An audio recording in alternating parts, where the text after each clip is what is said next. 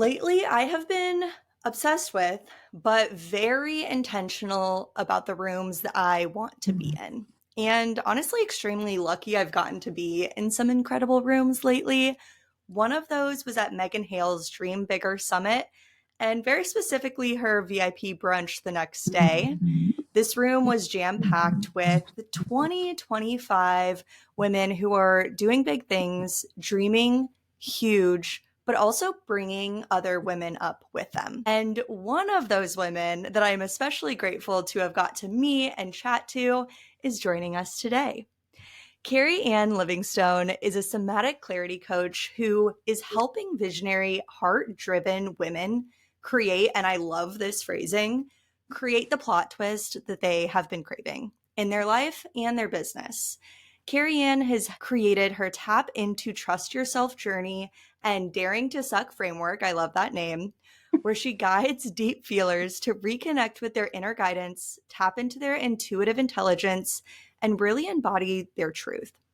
Her work blends somatic healing, spiritual insight, and unapologetic authenticity to help women build that self radical trust that I think a lot of us are craving and we were never taught to tap into or to listen to help them navigate uncertainty and lead lives and businesses that feel as fulfilling as they are impactful. Keri-Anne, thank you so much for coming on the Becoming Obsessed podcast. I'm so excited to be here. Thank you for having me, new friend. Yes. And before we hit record, we Mhm. were chatting and I was like, okay, I'll go through your bio. And you were like, I have something happening that I haven't Mhm. added in yet. Tell me more about this. Well, it's funny because the Tap into Trust Yourself journey came to me while I was driving one day, actually. Something had me ask how I coach people. Right? Mm. Somatic coaching. What is that? You know what I mean? Like, yes, it's going in through feelings. It's getting out of the head. It's getting more into the body. Sure, sure, sure. And I've done 2 rounds of this journey, which essentially is, I just get very excited showing people their own intuitive intelligence and how I do that, and like what happens as a result of them realizing that they've got intuition, because a lot of us sort of allocate that to dead, talking to dead people and seeing visions and things like that, which we can talk more about. But I really want people to know like what it actually is and how it works with us and how everybody has it, and to like demystify it a lot. And through intuitive exploration, we integrate pieces and parts of ourselves and feelings, and that integration results in a level of like what I would call radical acceptance and healing on like the deepest level. Like it's not here to mess around. So I call that intuitive integration. That to me totally embodies what this process is, because it's an intuitive process, but we're integrating pieces and parts back into a sense of wholeness and harmony. And that's what I'm obsessed with. I love it. I love it. Well, and Yeah. it is this almost forgotten piece of our Yeah. lives. And I don't think that's by accident that women are not in touch with their intuition. That maybe we can save for another day. But the best way that I kind of understood this in the last 6 months, I was in a conversation where people were talking about AI and the internet and how so much knowledge isn't on the internet because you can't necessarily vocalize it or publish it, or the people that hold that wisdom haven't articulated it to put it online. And it made me Mm. have this moment where I'm like, why, when we need to know something, is our first thought to Google it or to ask ChatGPT instead of going internal to the source of what's going to work for us? Yeah. Well, and I mean, that's a big, big question, which is like, why do we do that? Well, conditioning. Yeah. Like Yep. I'm every like, it's trauma intentional. specialist worth their weight in salt would be like conditioning and trauma. And one of the first steps, like if we're not really using our intuition, and to me, okay, so I'm going to talk about how I see intuition, that I used to think that it was like intuition was for people that were struck by lightning or had a gift, and they were very elite group, or like specific group, maybe not elite because we had all these like Madame Coco or whatever with the scarf and The the, like super woo woo and that could never be me, so I am not that, and that is intuition. And what I've learned through my own exploration, whether I was invited or it was forced upon me, which we can get into that also, about my origin story, if you will, but like what it is, like what we are, and that we are this, I call it like this super highway. We're almost like, if you imagine the spokes of a wheel, right? And if we're the center cog of that wheel. We're this invitation and this vessel for all of these different aspects of intuition to work with us and walk with us. And that could be our ideas. That can be creativity. That could be physical sensation. It could be literally hearing things. It could be seeing visions. Like, you can see all these different facets, but it can also, this is where it gets very synchronistic, is that the more I've maybe, I don't know if I've cleaned the spokes of my wheels, but like, it's like cleaning out your hallways, like from clearing out trauma, things like this on a somatic level. You can see how it all kind of comes together, that my intuition has just gotten stronger. And I think that anyone on a healing journey is like, absolutely. Like, as soon as we start processing our emotions, clearing the, Lego that we're constantly stepping on in our proverbial hallways, that we start clearing that out, it's like we can move more freely and we get better information too, right? So that information doesn't just come from within us. The ideas, like, where do they come from? It's a good question to wonder, right? Like, this is our connection to the divine, to nature. Like, nature has a connection, an intuitive connection to us. Animals, metaphor, like how our creativity uses metaphor. Like, look at all of the ways intuition tries to work with us. And so once you start opening up to that idea, it becomes this really multifaceted, kind of fascinating, like, well, I wonder how mine works. Right. And I'm like, get on in here then. Like, get on in here. I want to show you. I don't know how yours works. I can't wait to find out how yours works through you. I'm here to facilitate. Yeah, the guide to the let you take your reconnection. journey. I got all the right questions because I've learned it on my own in a lot of ways, and through the facilitation of others, to be like, oh man, like, I didn't know that was intuition, but that absolutely is. And then that's where synchronicity comes into play. The more we start clearing things out and things start flowing again, you think of like a pipeline and all this sort of crud, like muddy water. You start clearing that muddy water and just, I want to say weird shit starts happening, but it's not weird. We just run that muddy water clear, and then things get magical. And that's where it seems like a bit trite, like, oh, right. But I'm telling you, I'm sitting in a ridiculously large and audacious house in the countryside in Ireland. It makes no sense to me 2 years ago. Like, I never would have imagined this would happen. And it all happened very synchronistically through following my intuitive nudges, my ideas, synchronistic things outside of me, and following those breadcrumbs as so many things are possible. There's just an invitation here to play with possibility. So I guess I use that superhighway as a way to help heal people, to help people heal themselves. And that's where it's very deeply personal, and even better than, say, going to a coach and doing what they say and having a breakthrough. That's great.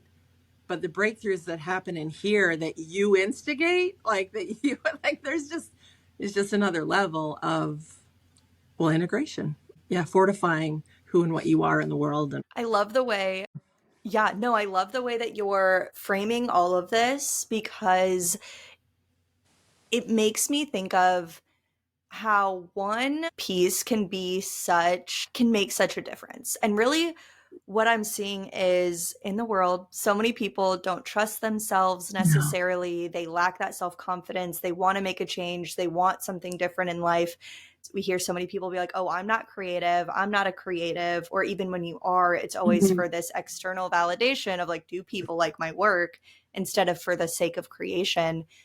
And as you were speaking, I can see in my own life and in other people's lives how once you start to tap into that intuition, and like you were saying, that radical self acceptance and that trust of yourself, it unlocks these pieces of, okay, yeah, I am creative, and this might not make any sense on paper, but it makes sense inside. And I don't know why yet, but I trust myself to make this jump, like potentially moving to Ireland to go live in the countryside.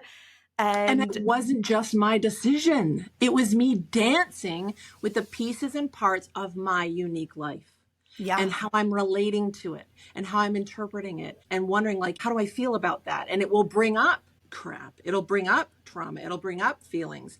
And so then my job becomes acknowledging what arises and navigating that in the best way and trying to sort of run that muddy water clear, and then see where I end up then. And then there's a new vantage point and another one. And I'm not trying to make people's heads spin, but that's what it looks like. And it is this unique dance for each one of us, and the relationships we have, where we are in the world, how our, all the things that make us us, and that nothing's out of place. I think that's the other piece, that And once you realize, wow, like you become more fascinating to yourself. We're invited to do the thing that I think we hear a lot of spiritual people talk about, which is to go inward to sort out the world's problems, right? Mm, That we start where we have the greatest and biggest impact, and then we work from the inside out.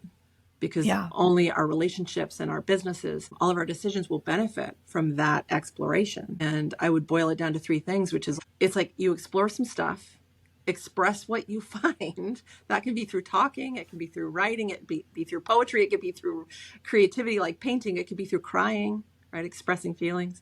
And as a result of those two, you're expanding. Something's expanded, something's changed, something's shifted. And that's the game. That to me, that's the three things that we're doing here constantly. I'm Simply. curious, in your bio and in your work, you Mhm. help women find the plot twist that they're craving. I love that phrasing, but I'm Mhm. really curious your thoughts on why so many of us are craving a plot twist in the first place. There's two things that I want to say about that because it's like finding your plot twist, but also I deal with two people. People are like, something wants to change, right? Something. They can feel it. It's like right here. And they come to me because they're like, I've tried this, I've tried talk therapy, I've tried this, I've tried all these things, and I can't move. I don't know what this is. And Yeah. so I just happen to know how to go in and have a very weird conversation with whatever this thing is. This big ball of, some people have described like a big hairball, like stuck in my heart or in my chest, or this heavy anvil that's on my chest. It's like something wants me to, bust through it like the Kool-Aid man. And I'm like, okay, well, let's go explore and see what that is, and we'll find out. And to trust, again, what they get Mm-hmm. and follow that and prioritize that. And then they realize, oh my God, like I'm amazing. Like I figured this, and they figure it out. And I just love, this is my favorite thing to have a front row seat to it. I'm like, it's fascinating. So there's that. There's like something, sense something wants to change. And I Mm-hmm. know it's a plot twist. Like I'm like, oh, here we go. Um, and then some people are like, no, I know what I need to change. I either need to leave a relationship. It's usually a big thing. I need to change careers. I need to leave the job I'm at. I need to make some drastic changes. I need to move countries. So many people are wanting to do that right now. And I've done it three or four times now, I guess. And I'm 50 now. So it's like I've done a few iterations at very different ages. And like what that means, when you redesign your life. So to me, the most important thing is understanding why, what's happening for this to be arising, and to understand it. And I Mm-hmm. think that a lot comes through the understanding of the why. Like this is happening because I'm feeling this, I'm noticing that, I've outgrown this, and like, who am I now? There's that whole thing too. I mean, life is wild. So we don't always know. We don't always know what's coming down the pipeline. And my origin story was more about me being pushed off the cliff that I was unwilling to jump off of. Like I knew it was there. I knew I wasn't in the right job. I knew I wasn't like living the life I was meant to live, but I was so scared. I had no idea how, right? Like how many people are like, it's the how. If I only knew how, then I would. And so because I was so apprehensive, I understand now that life sometimes pushes us like, boop, like you're not Yeah, if going you to do don't this choose job. it, it'll So be it's chosen for you.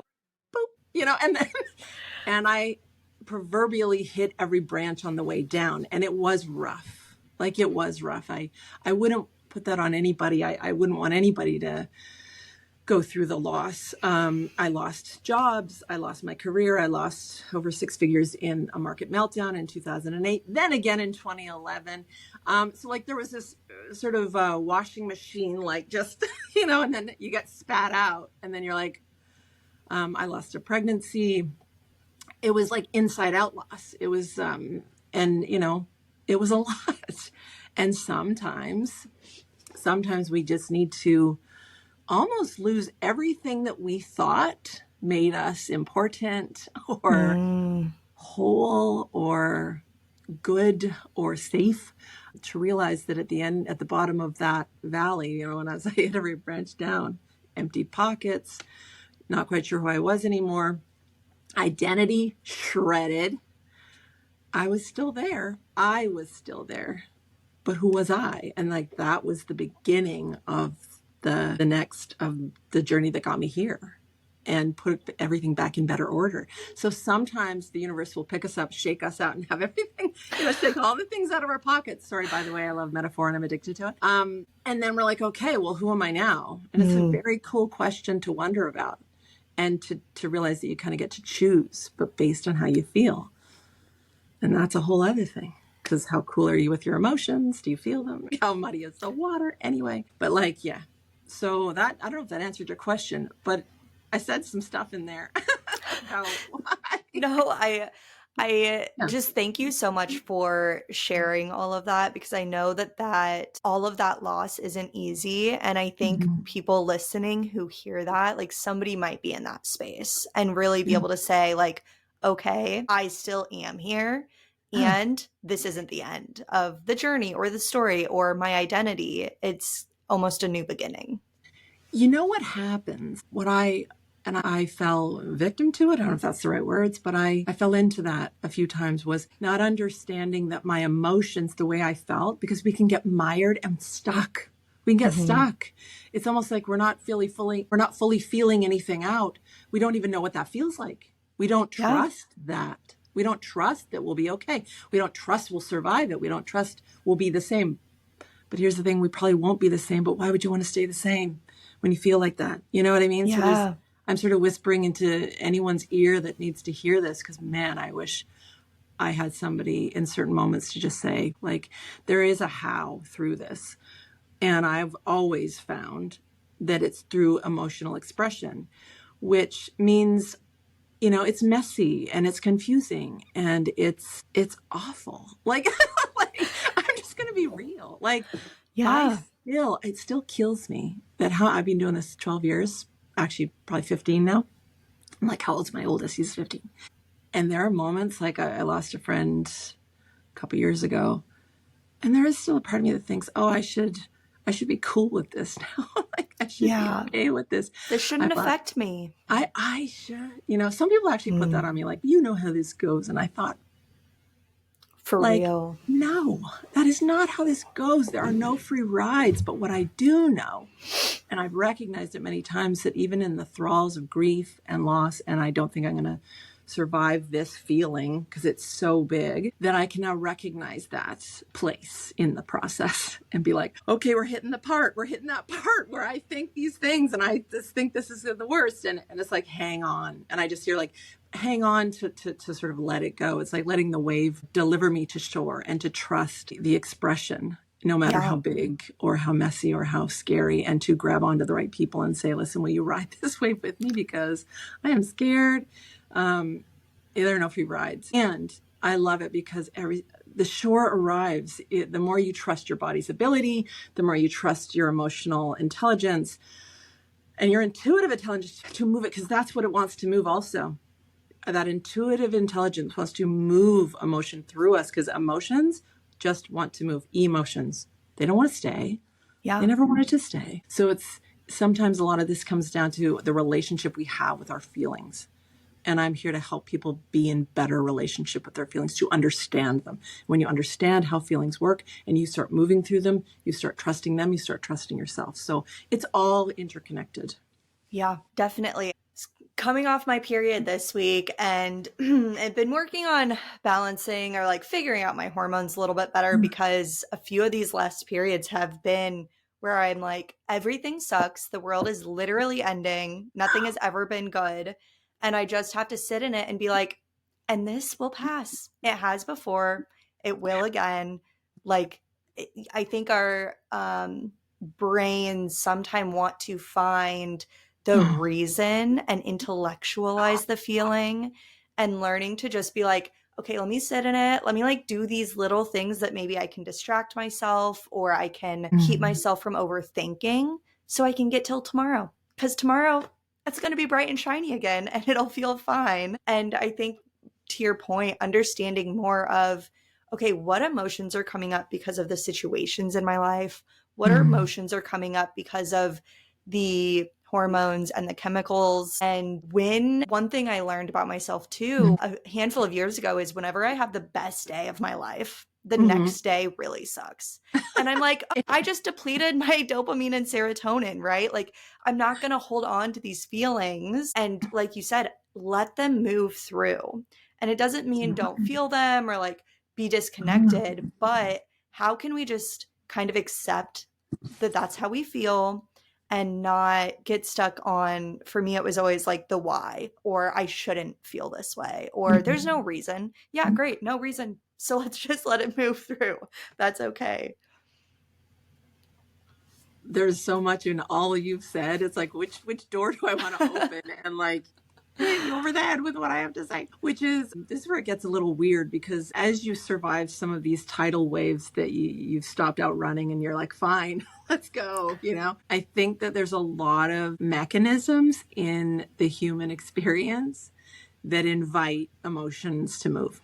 And hormones is definitely one of them. It is a ride that, I mean, Jesus, haven't we done enough? When do we catch a break?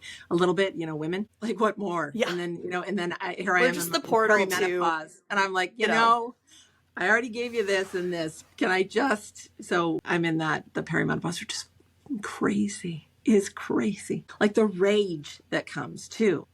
And whether it's physiological, biological, spiritual, energetic, whatever these things that evoke the emotions, there is something pretty amazing to me that we get to. You know what I mean? Like, what if I don't argue with why it's here? So it's like forgiving the judgments that we hold about the feelings we have. There's the first one. It's like to stop judging the feelings we have.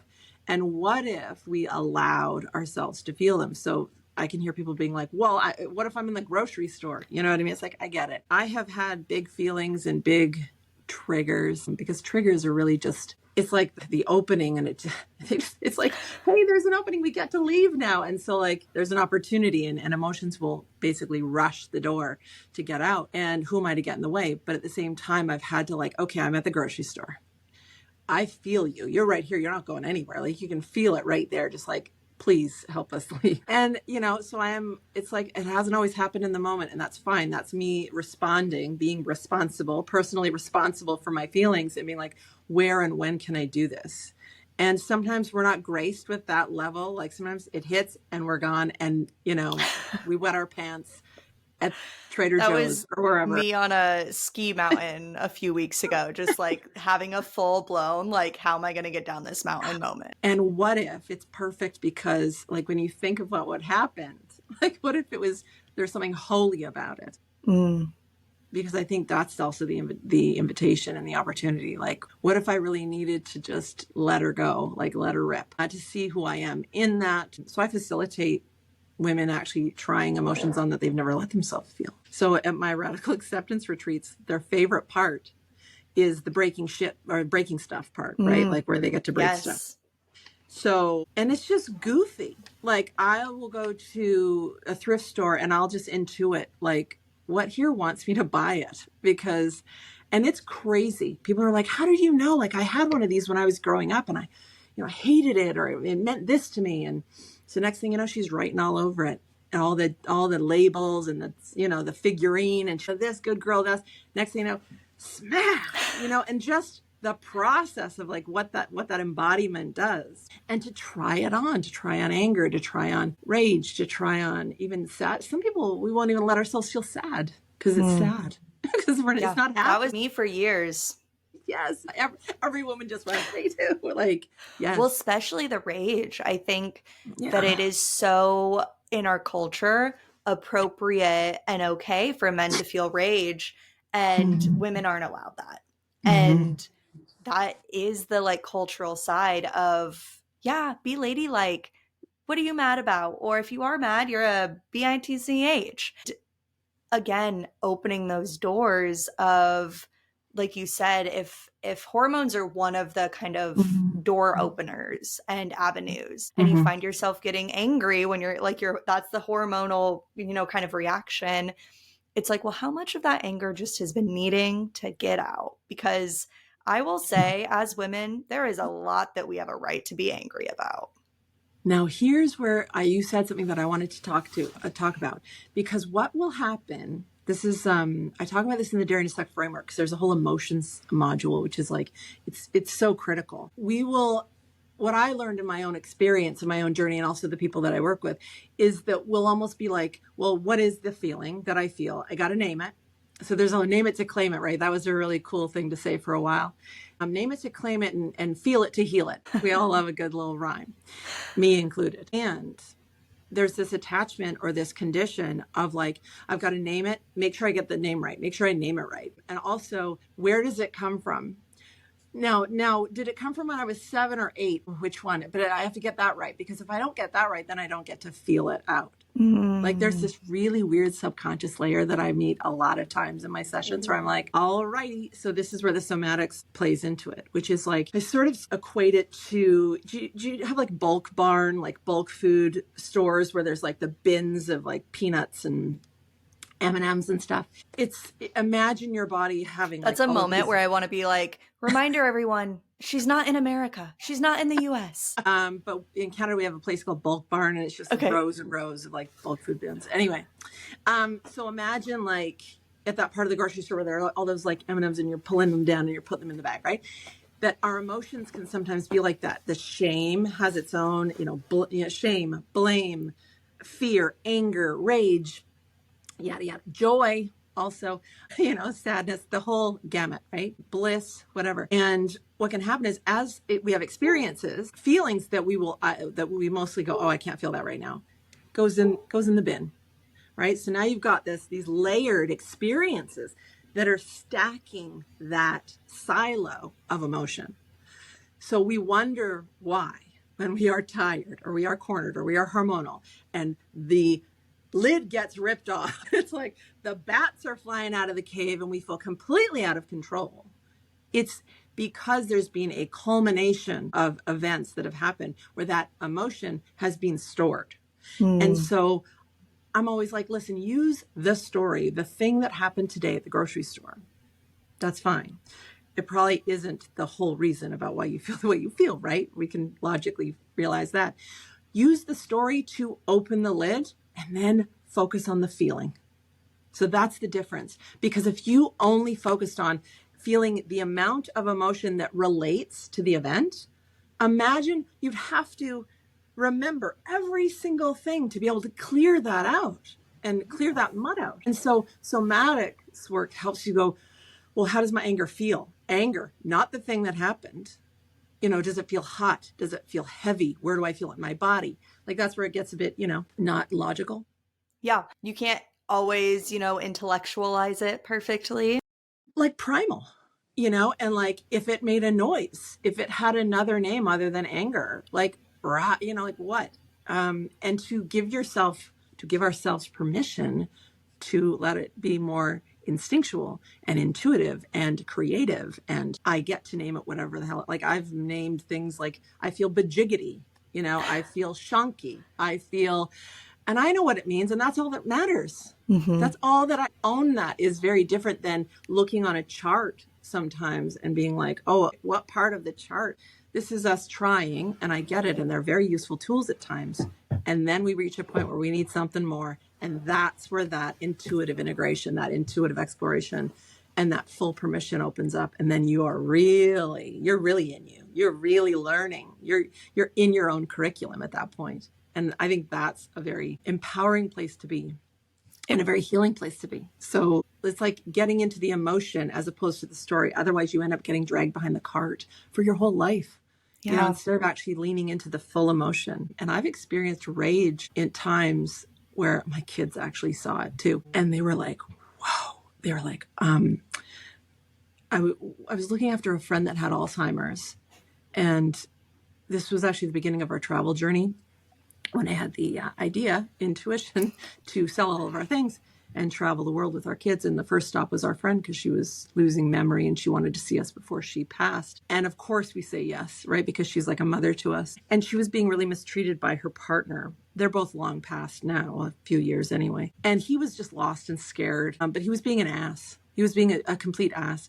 And as a woman caring for another woman in that state, I'm sorry, but like there was like, I blew fire all over them. I just breathed fire all over him and I raged.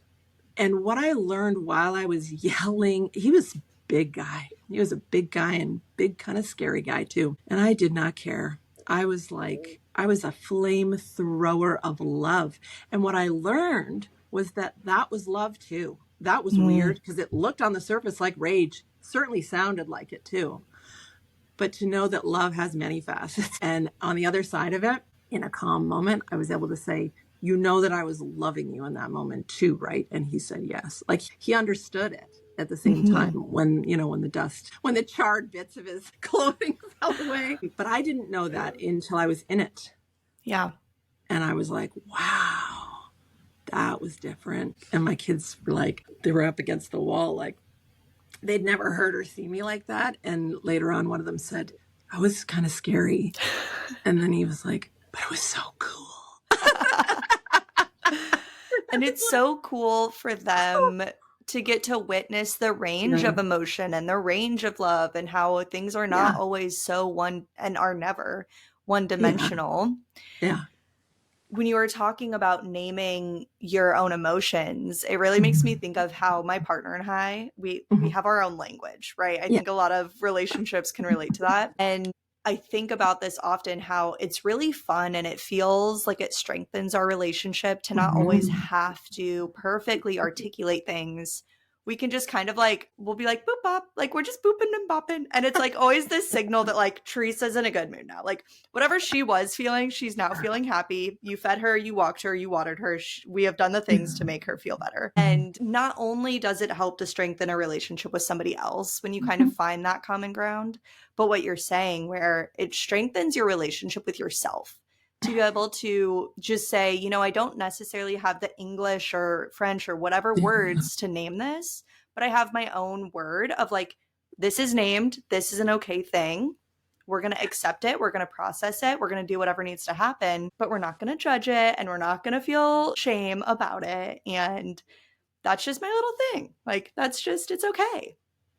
And I'm also here to say, and if you do feel shame about it, and if you do judge it, I love going into those corners and people realizing that their judgment is only a veiled value. It's only something that you obviously also care about that lives under the same roof. And Mm, when you start untangling things at that level, you start realizing that there's nothing in you that's to be afraid of. There's nothing in you to fear. There's nothing in you that is wrong. There are no bad parts, as Richard Swartz says in his IFS work. It's like there are, and that provides, I think, us even more permission and freedom to be however we are in every moment as we arise into every new minute that we're here, because I don't know what's going to happen the next minute. A friggin' asteroid could go across the sky, and just like we don't know what's going to happen, and I don't know who I'll be next. And I just think that's also what we're doing here. And like, let's not kid ourselves or each other. Like that, none of us, right, have our proverbial shit together. So yeah. yeah.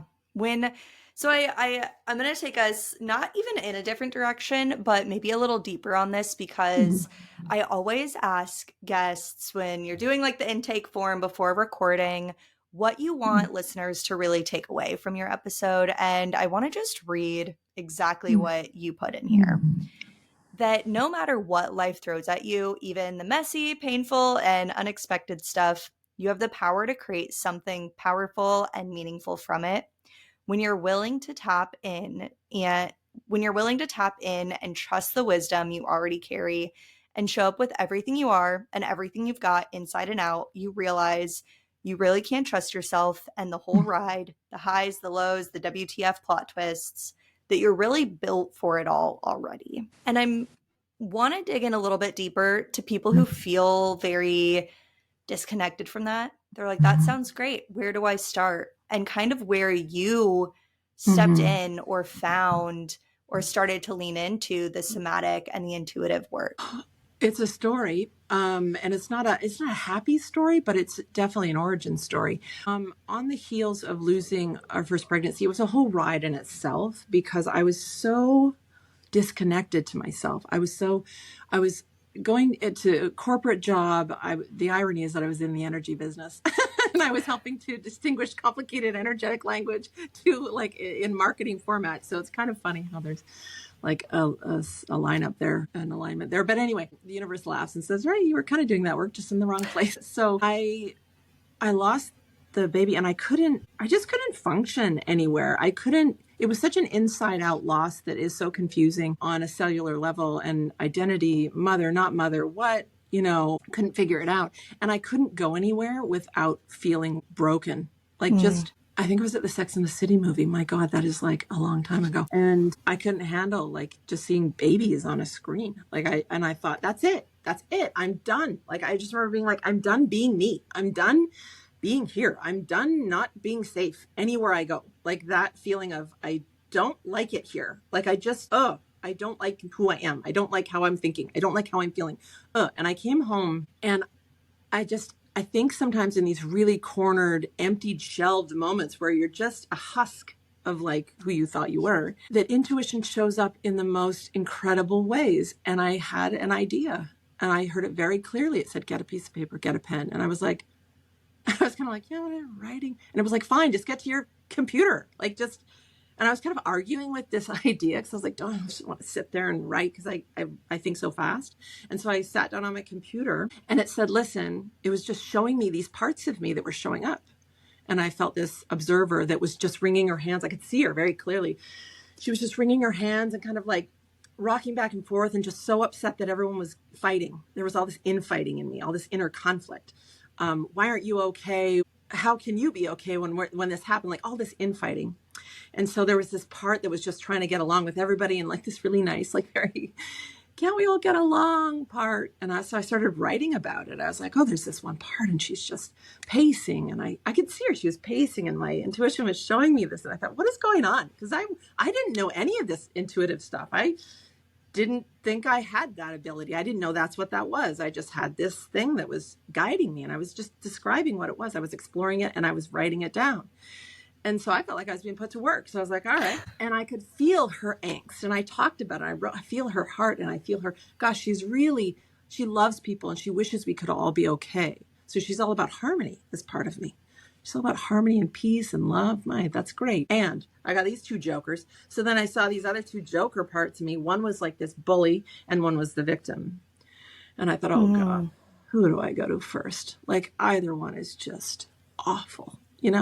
Because this is where we go, well, if I go to any of them, I'm going to get sucked down like the Titanic, So I was like, fine, I'll go. And I was being intuited, go to each of them, let each of them talk to you. And you don't get to say a word, you just listen. And you let them talk, almost like this old talk show where they used to put the microphone in your face. I think it was Donahue. And you talk, and it was like no interruptions, not from the parts, just on the part that you're working with. So I did the observer, I called her. Then I went to the victim, which is, don't love that term, but that's what she wanted to be called. Up. Yeah. And she was everything from down on the floor, sobbing, a mess. How could this happen? Just like devastated, to the next thing, enraged and fighting, and just, she was wild. And I sat with her and described everything that she was showing me that I could see and sense and feel. And then I saw this thing around her ankle, like it's like a chain around her ankle. And then that hit me with like, oh my God, she's going to be forever attached to this thing. She's never, because that's how she felt.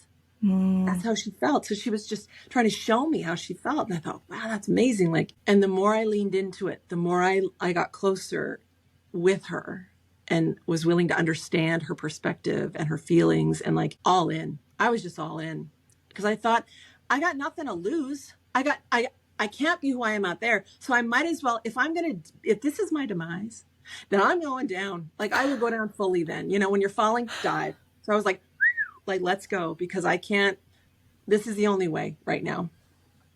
And then she changed. So the more I leaned into her, the more she showed me more of herself. So my victim all of a sudden started sharing with me, like, I would be no other place, is what she said to me.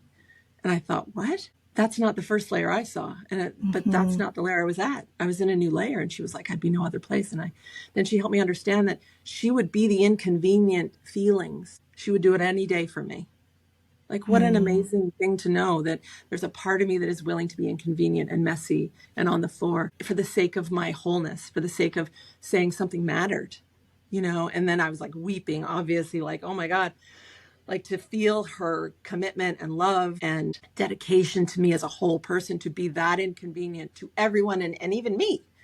But she was like, it mattered. And I will always be this. I will always be the one that will say, that sucked. This is not okay. I will pound my fist. And And what the instructions felt like was go to each one until you feel like there's nothing left to say.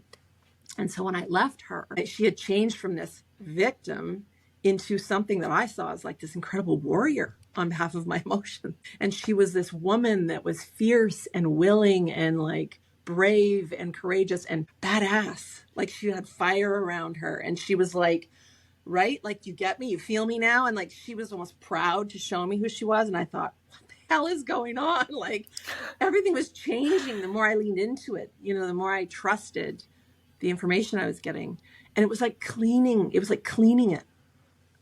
And then she became this fierce, like, wow, anything else? And she was like, no, I think you got everything, you know?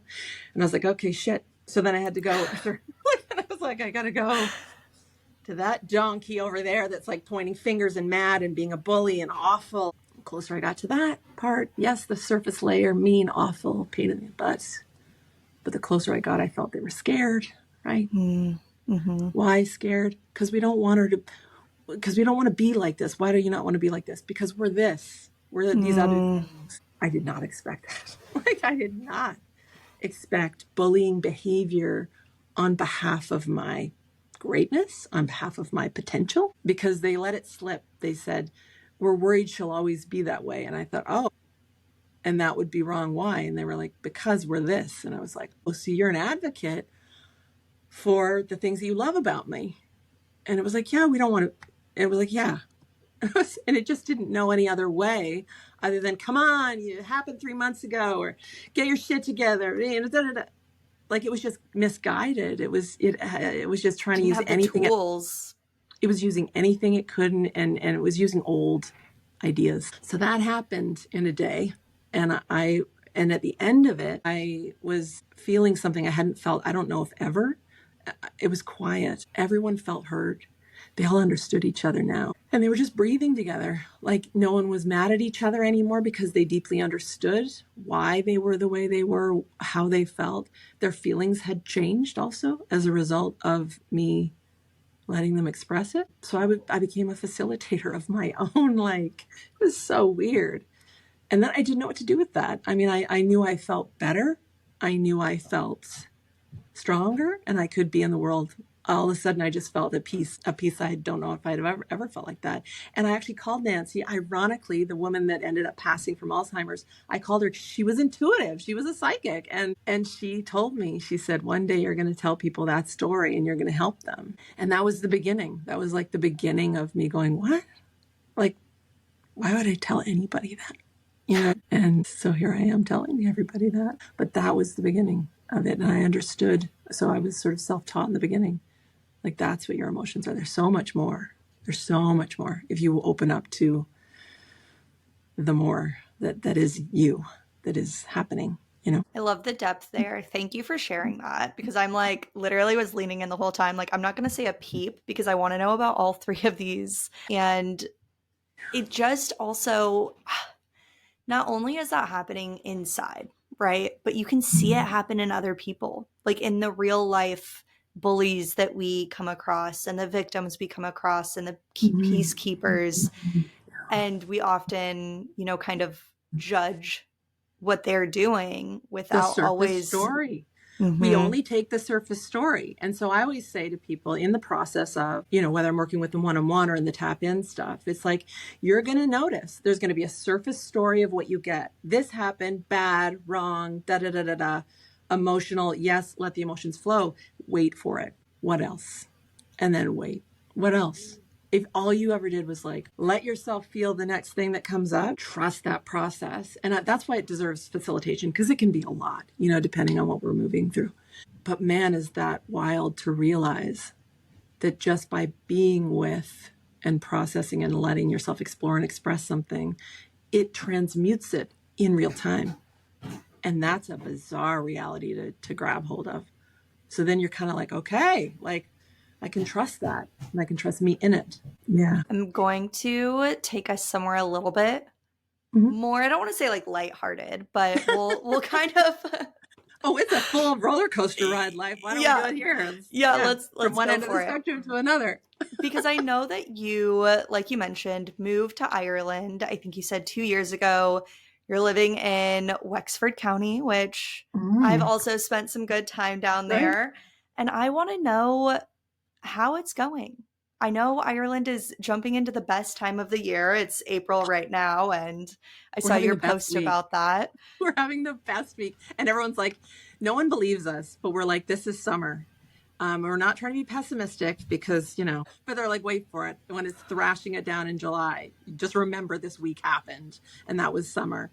So I'm learning that about it. We only really moved here last August. So 2 years ago, we set off traveling for the second time after the pandemic. It's a whole other story and probably a whole other podcast on very daring to suck level. Living the daring to suck framework, daring to do something and it's sucking. And then you figuring it out because of course. And we traveled with our boys, took them out of school and just if only to see what would happen. And so along the way, our eldest said he would like to settle down and actually go to school. And so we listened because when our oldest one talks, he's one of those kids where you don't just like let it go. You listen. So we listened and he led that and he liked Ireland. My dad's from Ireland. I have family here and it's really, it feels like home. It just feels like whenever I'm here, I just feel my dad. I feel myself. I miss my family and friends like crazy. And you know what's really weird? I miss my family. I miss my friends. And if someone were to pull up a jet in my yard and be like, let's go, I'd be like, no. And I think that's a very strange place for anybody to be like, those two things can live under the same roof and it still be okay that I'm here, and to let me be here and miss those things. So it's going very well. I've had some just really beautiful moments here where I can't believe this is my life, and I've gotten here following the steps that I teach others now, and I'm kind of blissed out in a way by the whole thing, and try not to be too human and be like, like when's it gonna end? Like it's Yeah. so classic, right? When's the shoe gonna drop? But it's like, if it was gonna drop, it's hard. And it's funny, my guidance just says, "Oh, girl, it dropped. It dropped when you were 5. It dropped when you were 18. Like those shoes dropped all over your. You've already done the shoe dropping. This is different. This is a different reality. This is a different chapter. So enjoy it. And like it's okay, and you're safe to be here, right? You're safe to like, yeah, invite in more. And I think that goes for all of us. But yeah." So it's going very well. It's going very well. I'm so happy for you. Thank you. Ireland is such a gorgeous country. Yeah, I spent like 4 and then 6 months there. So, it holds a special but complicated place in my heart. Yeah. I will say. That is a perfect, it holds a special and complicated place in the world. It is. The Irish are hilarious and funny and complicated, just like the rest of the humans, but we have our own flair. Yeah. Yeah. Yeah. You mentioned daring to suck, your framework, and that was one of the first things when we met at Megan Hale's Dream Bigger Summit. And at some point you said the name of this framework of yours. And I was like, immediately love you because I love that it's that I always say, do something you're bad at. Like, where can you just practice being imperfect? Because so many of us high achieving women really feel uncomfortable doing anything if we don't know the exact way and the exact outcome. And that's just never going to, be the case. And so I'm just interested a little bit more. You can speak to the framework, but really where it came from and the name and just your, kind of ethos around it. Well, after that breakthrough moment that I had with things started to fall into place in a way, but it was through things like depression and going to a psychic for the first time and like having a total meltdown and being like, I need therapy. But then stumbling into coaching. But how did I stumble? It was a whole other story where my husband met a life coach. At the same time, my girlfriend said, why don't you look into coaching? You always talked about it, which was like 20 years prior. And I was like, what? Why are you talking about that? I have real problems. I don't need a career change. And then my husband was like, oh, I met one. And then I met her and all these things I was like, whoa. And it just happened really fast. Like next thing I know, I'm signed up for coach training at CTI. And it was in one of the sessions that, of course, I was like, all humans, I'm trying to do good. I'm trying to be good at it, And one of the coaches said, Keri-Anne, you're trying like way too hard to be good. And I was like, I am. Gosh, like, why am I doing that? And she says, I dare you to suck.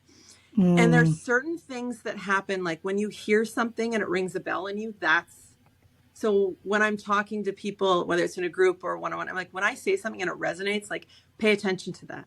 That's like a bell ringing off me that says, that's yours to pay attention to. And I just it took me back, and I was like, I heard, what if I lived my life like that? Like, it immediately grabbed what she said and put it into this idea of like, well, what would that be like? And so I started this like blog series of called it Daring to Suck. And I was like, I'm going to dare myself to do things that I want to do. And I'm not going to care about how it goes. Like, I'm just going to do this experimental thing. So I went and I joined a speaking, like learning how to public speak. And I started taking classes, and I was documenting like all my, like these ridiculous things that were happening. None of it was really failure though. Like it wasn't like I was an immediate success or anything. But what I was trying to show people that I was learning was that failure doesn't actually exist. It doesn't actually exist. And once you realize that, and then you, I guess, look at the relationship you have with outcomes. So I had a tricky relationship with outcomes. And so that was mine to explore and to choose how I wanted to relate to outcomes. And someone simply said to me, what would it be to be unattached to the outcome?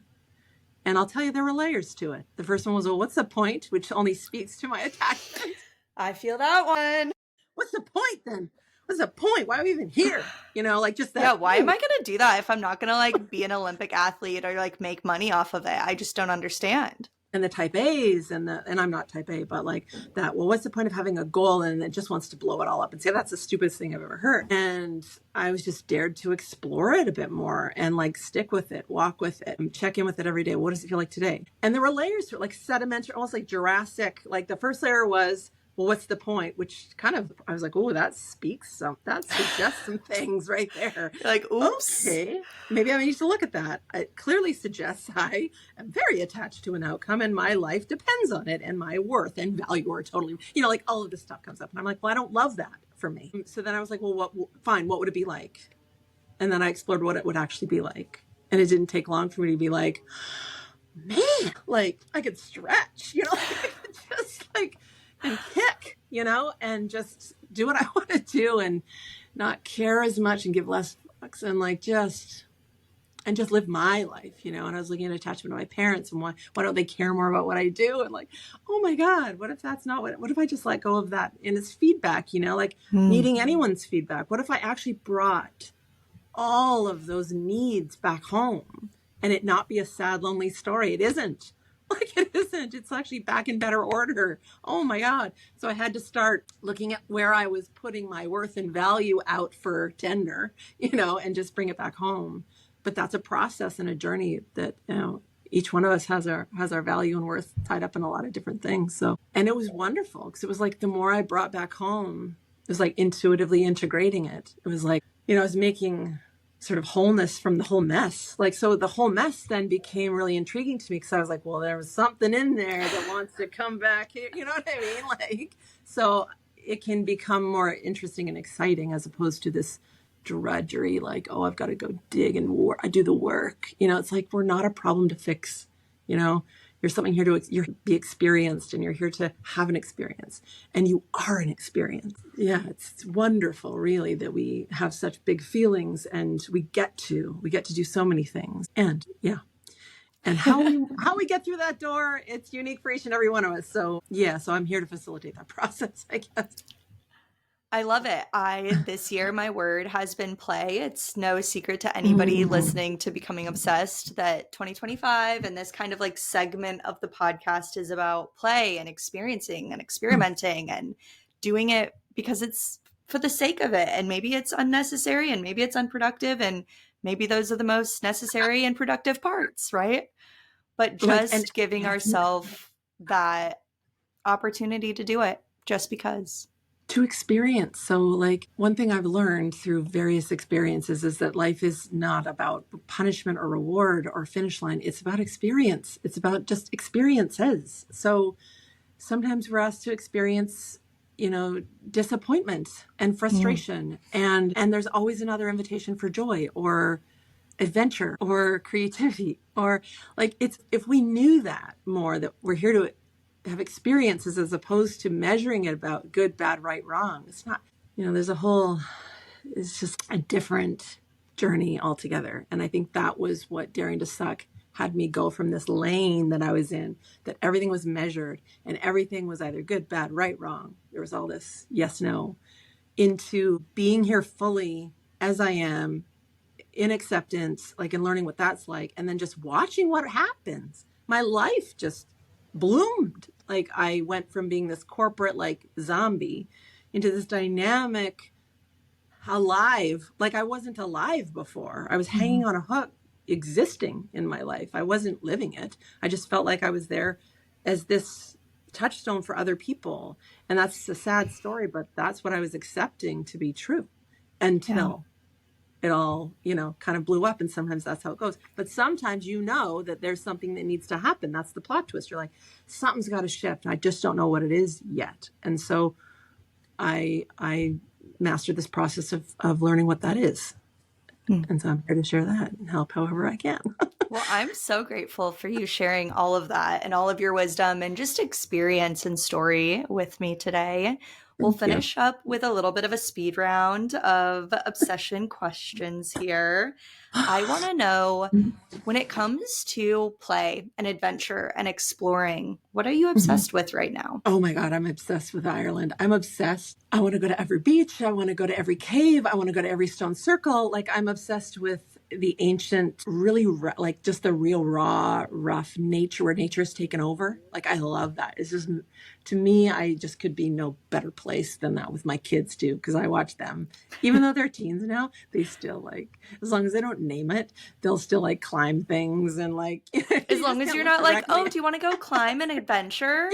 Yes. It's like just like looking at the sun. You can't look directly at it. You just have to kind of like look back and forth and to just share those moments. So we went to a beach the other day and oh my God, it was like the best day just watching the dog. We just got this new puppy that she crossed our path and we rescued her and watching her see the ocean for the first time. Like what? So I'm obsessed with exploring these hidden gems and these sacred spots that nobody knows about. And them not being this touristy, trappy thing, them just being it's just the nature here, I guess. So I'm totally obsessed with that. And being with my family. Yeah. Right? I love it. I love all of that. When it comes to things outside of yourself that are filling your cup, like people you're learning from, podcasts, books, entertainment, artists, any of that, what is kind of filling your cup these days? What are you obsessed with there? Gosh, I'm trying to think what I've been leaning into lately. And I feel like I've just been like, you're like myself and nature and my family. And like, those are my artists. I go out to my backyard and I stand on the grass and we have this cow pasture behind us and like just the classic rolling hills with the stone walls and stuff. Like I don't know. To me, that just is, I'm still in this, like, I can't believe I'm here. Why am I here? yeah.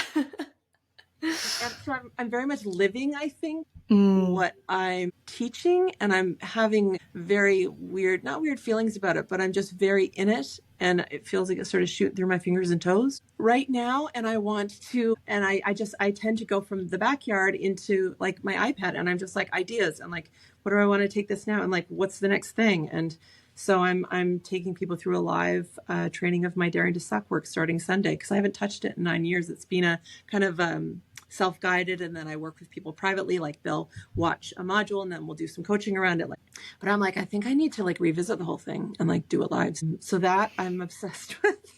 So it sounds like I'm sort of, I don't know, obsessed with myself, but I think I'm obsessed with just helping people untangle some of these knots that get kind of tangled. Yeah. And I'm sort of focused mostly on like where my kids are at too. I'm always finding out what's going on in school and like where they're at. And so I'm definitely like that center cog of the wheel, just making sure everything's copacetic and like harmonized, Yeah. I love it. Well, and I love that answer too, because it's something I ask a lot of guests is like, who's filling your cup right now? And I think that it's so beautiful that sometimes it is other things are helping to lean in, and sometimes it's like literally my family and standing in the backyard looking at what should be a painting on a wall and is instead my backyard. And am I a jerk to say me? Am I a jerk? Because I'm realizing no, I love it. I love that. Like that's what I mean. Like the human part is like, because it means this and that. And it's like, does it? Maybe it doesn't. Because I think that's my answer, that I'm just kind of obsessed with what's moving through me. Yeah. I think it's a beautiful answer. Cool. It's like, oh gosh. But awesome. I mean, how can people who are listening connect with you and work with you and get involved with Daring to Suck and the program you just mentioned? So the freeway, like a highway. I do this weekly newsletter that I love because it's in 3 sections. Because here's another thing I'm obsessed with: the moon. So I love moon cycles. I love what they represent. I love how they are a container about like what's happening in the container. We're literally in like under the moon right now. So it's a full moon today and tomorrow. And so no wonder I'm all like super expressive, because that's the energy of the moon. So my newsletter sort of broke it up into like, there's medicine from the moon, like wisdom from the moon, wisdom from these animal medicine cards that I love. They were like done in the 70s, and they're like super OG, and they're rooted in First Nations wisdom, which I love, and animals, and like really authentic. And so there's 52 of them, and I've lined up every week, and I'm like, okay, well, this is week 15, pull card 15, and how it like lines up, and people are like writing me back like, oh my god, that message is like so weird how it aligns. I'm like, this is so cool. So I'm having a blast talking about the phase of the moon during the week, and like what that, like how to like align with that energy so you're not doing too much, and then tapping into that like animal wisdom, like throw that little oracle message. And then I do my own Daring to Suck like prompt to get you into your like your experience and like what's here now. And so there's that. That's on my website. That's the I call that my Anchor and Align weekly reset, because it's like we all need a minute to like, what do I need this week? What do I need to know outside of me, inside of me, to like get organized? So, and in that you see what I'm up to. Like you'll see like how to work with me if you want at the bottom, but like the chunk of it is like that support and guidance. And my Tap Into Trust, I'm doing a 3rd round of Tap Into Trust Yourself in May. If you're curious, send me a note and we'll chat and I'll answer any questions you got. But yeah, it's moving people through intuitive exploration for you to learn your own voice, learn how you roll, but also untangling things from the past, reconciling things that feel sticky, or like to get things flowing again, but through an intuitive lens. So you're really getting at home with this intuitive integration that I'm learning that I did. And so that I'm excited about that. That's in May. And we will link all of that in the show notes. So thank you so much for being a guest. This was so much fun. I know this is longer than most of our episodes, but I just needed to continue hearing everything you were saying. I was like, we'll just keep it going. If you are still with us and you're listening and you found this fun or interesting, or inspired you to dare to suck a little bit more in your life, to listen in and just explore what's inside of you a little bit more, I would love for you to leave us a 5-star review and maybe text it to a friend that would enjoy it too. Post it on your story, tag me at Becoming Obsessed Pod, and let's chat. All right, now let's go get obsessed.